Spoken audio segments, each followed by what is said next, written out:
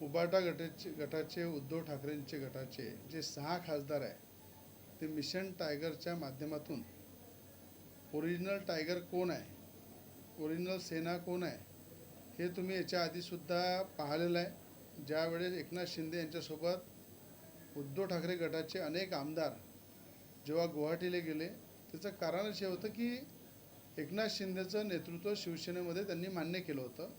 त्याचप्रमाणे mission tiger याच्यामध्ये 6 उबाटा गटाचे जे खासदार आहे ते सुद्धा आता दिल्लीला पोचलेले आहे। ते स्वतंत्र गट त्या ठिकाणी निर्माण करत आहे।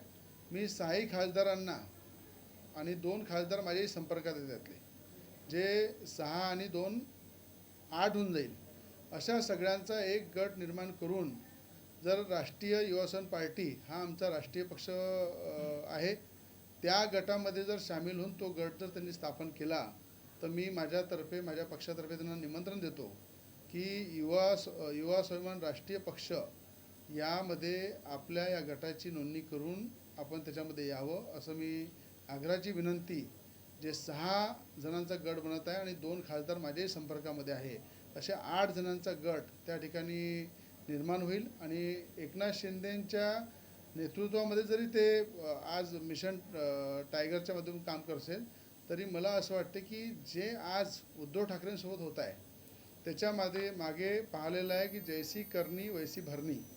ज्या वेळेस नवनीत राणा खासदार असताना त्यांना हनुमान चालिसाचा विरोध करून मुख्यमंत्री उद्धव ठाकरे असताना त्या मुख्यमंत्रीचा पॉवरचा दुरुपयोग करून त्यांनी 14 दिवस जेलमध्ये टाकलं। नवनीत राणांना एका महिलेला जेलमध्ये टाकलं, एक आमदार मी असताना मला जेलमध्ये टाकलं। आणि आपल्याला माहीत आहे की ज्या ठिकाणी हनुमान चालिसाचा विरोध उद्धव ठाकरेंनी केला त्यावेळेस 54 आमदार त्यांचे त्या ठिकाणून पार्टी सोडून दिली, सरकार गेली, मुख्यमंत्री पद गेलं।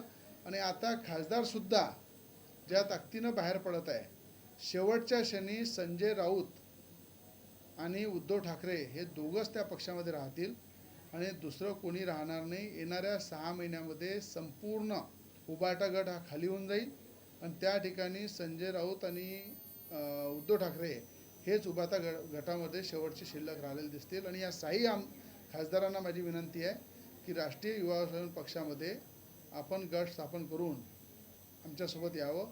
आम्ही भारतीय जनता पार्टीसोबतसुद्धा आहे, पूर्ण महायुतीसोबत आहे आणि पूर्ण ताकदीनं या ठिकाणी या गटाचं मी या ठिकाणी स्वागत करतो।